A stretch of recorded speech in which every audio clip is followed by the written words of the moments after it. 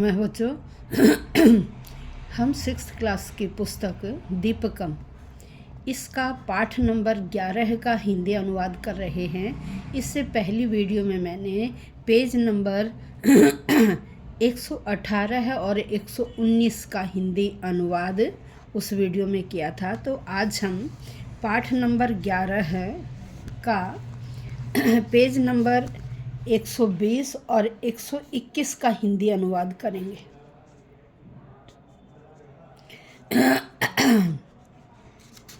पाठ का नाम है आपका पृथिव्याम त्रीणि रत्नानि। तो चलिए हमने पेज नंबर 118 और 119 का हिंदी अनुवाद इससे पहली वीडियो में किया था और आज हम पेज नंबर 120 और 121 इसका हिंदी अनुवाद करेंगे। तो आइए, श्लोक है पेज नंबर 120 पर। उद्यमेन हि सिद्ध्यन्ति कार्याणि न मनोरथै न हि सुप्तस्य सिंहस्य प्रविशन्ति मुखे मृगाः। देखिए, आपको उच्चारण भी सही करना आना चाहिए। फिर दोबारा से सुनिए। उद्यमेन हि सिद्ध्यन्ति कार्याणि न मनोरथै न हि सुप्तस्य सिंहस्य प्रविशन्ति मुखे मृगाः। अब इसका इन्होंने नीचे पद छेद लिखा है। उद्यमेन हि सिद्ध्यन्ति कार्याणि न मनोरथै न हि सुप्तस्य सिंहस्य प्रविशन्ति मुखे मृगाः। अब अन्वय दिया है कर्ता कर्म क्रिया के अनुसार। तो देखिए, पहले अन्वय कर लेते फिर इसका हिंदी अनुवाद करेंगे। कार्याणि उद्यमेन हि सिद्ध्यन्ति मनोरथै न सिद्ध्यन्ति यथा मृगाः स्वयं सुप्तस्य सिंहस्य मुखे न प्रविशन्ति। देखिए क्या हिंदी अनुवाद है। उद्यमेन, उद्यमेन का मतलब है परिश्रम से ही परिश्रम से ही सिद्ध्यन्ति सिद्ध होते हैं, परिश्रम से ही सिद्ध होते हैं। कार्याणि कार्य न नहीं मनोरथ ही मन की इच्छाओं से। कह रहे परिश्रम से ही कार्य सिद्ध होते हैं, मन की इच्छाओं से कार्य सिद्ध नहीं होते। न ही और न ही सुप्तस्य सोए हुए, सिंहस्य शेर के, प्रविशन्ति प्रवेश करता है, मुखे मुख में, मृगाः हिरण। कह रहे न ही और न ही सुप्तस्य सिंहस्य सोए हुए शेर के मुखे मुख में, मृगाः हिरण न प्रविशन्ति प्रवेश नहीं करता है। कि जैसे सोए हुए शेर के मुख में अपने आप ही हिरण प्रवेश नहीं करता, उसे क्या करना पड़ता है, उसे खाने के लिए मेहनत करनी पड़ती है। केवल सोते सोते वो मन में इच्छा करता रहे, उससे उसका कार्य सिद्ध नहीं होता। तो यहाँ बताएगा परिश्रम से ही कार्य सिद्ध होते हैं, मन की इच्छाओं से नहीं। जैसे सोए हुए शेर के मुख में हिरण अपने आप प्रवेश नहीं कर सकता। अब भावार्थ देखिए। इसी भावार्थ को इन्होंने क्या कहा, वयम यानी कर्माणि कुर्मः है, हम जो भी काम करते हैं, तानि वे केवलम इच्छया, केवल इच्छा से, न सिद्ध्यन्ति सिद्ध नहीं होते। हम जो कार्य करते हैं वह केवल मन की इच्छा से सिद्ध नहीं होते हैं। कार्यस्य सिद्ध्यर्थम, कार्य की सिद्धि के लिए परिश्रम है, तो परिश्रम तो आवश्यक है एवं जरूरी ही है। सिंहः अपि, शेर यद्यपि जैसे शक्तिमान भवति, बहुत शक्तिशाली होता है, तथापि फिर भी आहारस्य कृते भोजन के लिए सह अपि उसे भी परिश्रम करोति परिश्रम करना पड़ता है। सुप्तस्य सिंहस्य मुखे, सोए हुए शेर के मुख्य मुख में, मृगाः हिरण स्वयं एवं अपने आप ही न प्रविशन्ति प्रवेश नहीं करते हैं। अब अगले में देखिए, यह दादाजी अपने बच्चे को बता रहे हैं कि देखिए 4 चीज़ें, क्या कौन सी 4 चीज़ें, आयु हो, विद्या, यश और बल। कह रहे यदि बड़े बूढ़ों की आप प्रतिदिन सेवा करते हो, बड़े बूढ़ों की आप सेवा करते हो, तो ये 4 चीज़ें आपकी हमेशा बढ़ती हैं। कौन सी 4 चीज़ें, आयु, विद्या, यश और बल। अब आइए श्लोक पर चलते। अभिवादनशीलस्य नित्यं वृद्धोपसेविनः चत्वारि तस्य वर्धन्ते आयुर्विद्या यशोबलम। कह रहे अभिवादनशीलस्य, अभिवादन होता है दूसरों को नमस्कार करना।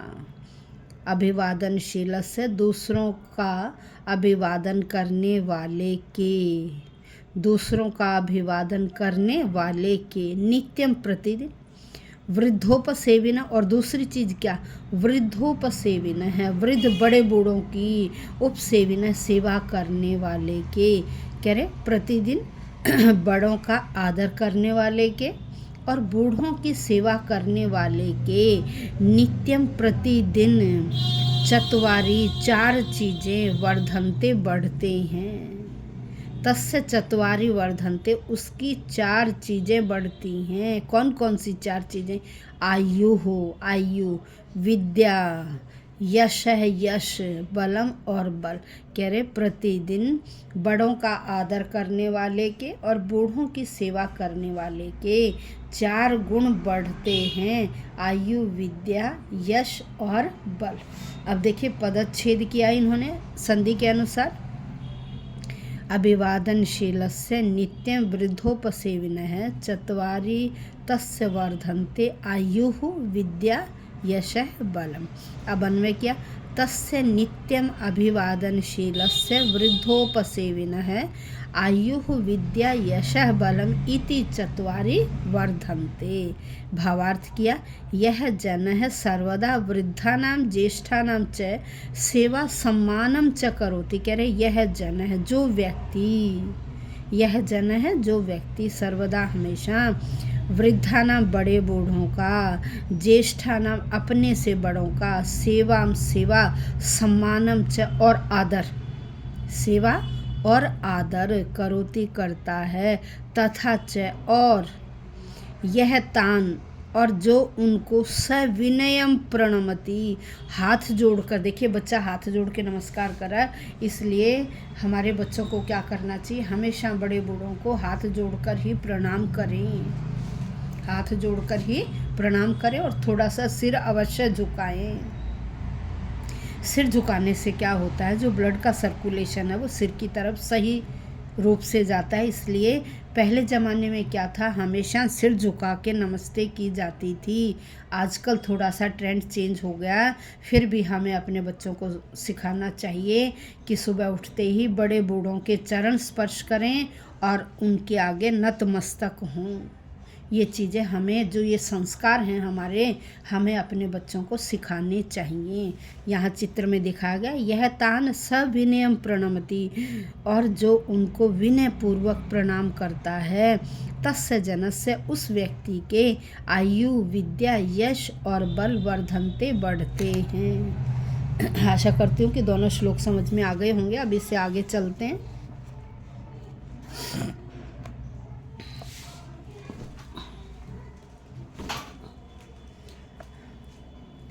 उद्यमः साहसं धैर्यं बुद्धि शक्ति पराक्रमः षड् एते यत्र वर्तन्ते तत्र देवः सहायकृत। कह रहे देवता भी सहायता करते हैं। किसके सहायता करते हैं, जहाँ जिस व्यक्ति में ये गुण हो, जिस व्यक्ति में ये गुण हो। कौन कौन से गुण हों, उद्यम है, व्यक्ति क्या करता हो, मेहनत करता हो, परिश्रम करता हो, साहसम साहस हो, परिश्रमी हो, साहसी हो, धैर्यम धैर्य हो, जिसमें क्या हो, धीरज हो, और बुद्धि बुद्धि बुद्धि से सोच समझकर काम ले, शक्ति शक्ति हो, और पराक्रम है, बल हो। जिस व्यक्ति में परिश्रम, साहस, धैर्य, बुद्धि, शक्ति और पराक्रम, बल, एते षड ये 6 हों, एते षड ये 6 हों, यत्र वर्तन्ते, एते षड ये 6 यत्र वर्तन्ते जहाँ रहते हैं, जिस व्यक्ति में ये 6 रहते हैं, तत्र देवः वहाँ देवता सहायकृत उसकी मदद करते हैं, वहाँ देवता उसकी मदद करते हैं। अब पदच्छेद देखिए, उद्यम है, साहसम, धैर्यम, बुद्धि ही, शक्ति ही, पराक्रम है, षड एते यत्र वर्तन्ते तत्र देवः सहायकृत्। अब अन्वय देखिए, यत्र उद्यमः साहसं धैर्यं बुद्धि शक्तिः पराक्रमः च एते षड् वर्तन्ते तत्र देवः सहायकृत भवति। अब देखो क्या, यह जनः परिश्रमं करोति, कह रहे जो व्यक्ति, यह जनः जो व्यक्ति परिश्रमं करोति परिश्रम करता है, साहसं करोति साहस करता है, धैर्यं धरति धैर्य धारण करता है, बुद्धे प्रयोगम करोति अपनी बुद्धि का प्रयोग करता है, बलशाली वर्तते बलशाली होता है, पराक्रमी च भवति और पराक्रमी भी होता है, तस्य उसके कार्य में परमेश्वर है, अभी परमेश्वर भी उसके हर कार्य में भगवान भी सहायताम करोति सहायता करते हैं। अब चलिए इसे अगले श्लोक पर चलते हैं। विद्या ददाति विनयम विनयात याति पात्रताम पात्रत्वाद धनम आपनोति। देखिए मैं संधि विच्छेद करके पढ़ रही हूँ, इसलिए ध्यान से सुनिए। धनात धर्मम ततः सुखम। Listen again. विद्या ददाति विनयम विनयात याति पात्रताम पात्रत्वाद धनम आपनोति धनाद धर्मम ततः सुखम। अब देखिए क्या है, विद्या ददाति विनयम, विद्या ज्ञान, विनयम ददाति नम्रता देता है। जो व्यक्ति ज्ञानवान होता है उसका स्वभाव भी बड़ा विनम्र नम्र स्वभाव होता है, तो ज्ञान हमें विनय नम्रता प्रदान करता है। विनयात नम्रता से, भाई जब ज्ञान आ गया नम्रता आ गई तो नम्रता से पात्रता में आती योग्यता प्राप्त होती है, नम्रता से योग्यता प्राप्त होती है। अब जब हमारे अंदर योग्यता होगी तो हम धन कमा सकेंगे।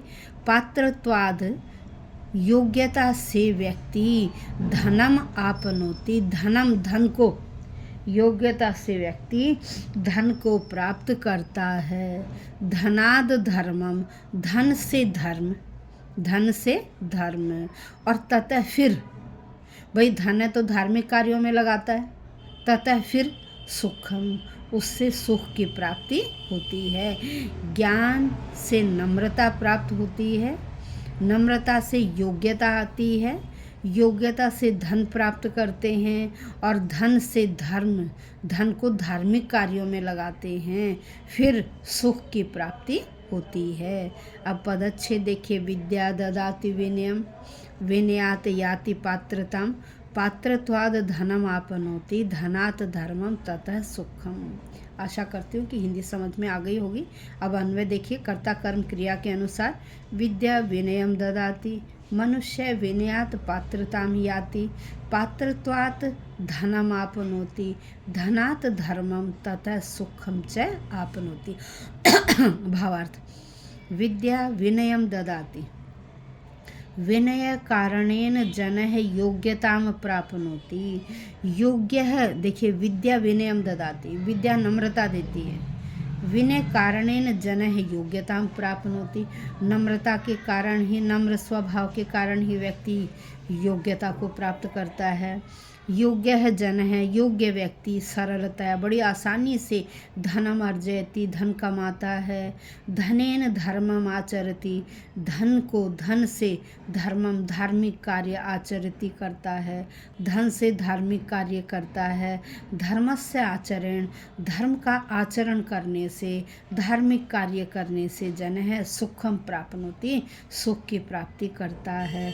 अतः विद्या अवश्य में सुखम ददाति। अब इन सब की जड़ कौन है? विद्या।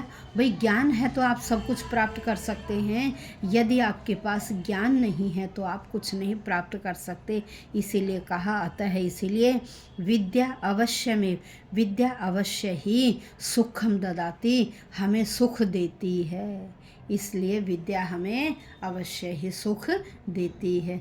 तो आज हमने पाठ 11 के पेज नंबर 120 और 121 का हिंदी अनुवाद किया। अब इसे आगे का नेक्स्ट वीडियो में करेंगे।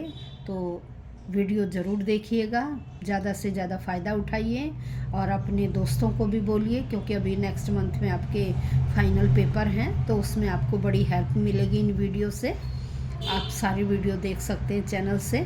मेरे चैनल का नाम है डॉक्टर कमलेश वशिष्ठ, PhD संस्कृत। धन्यवाद।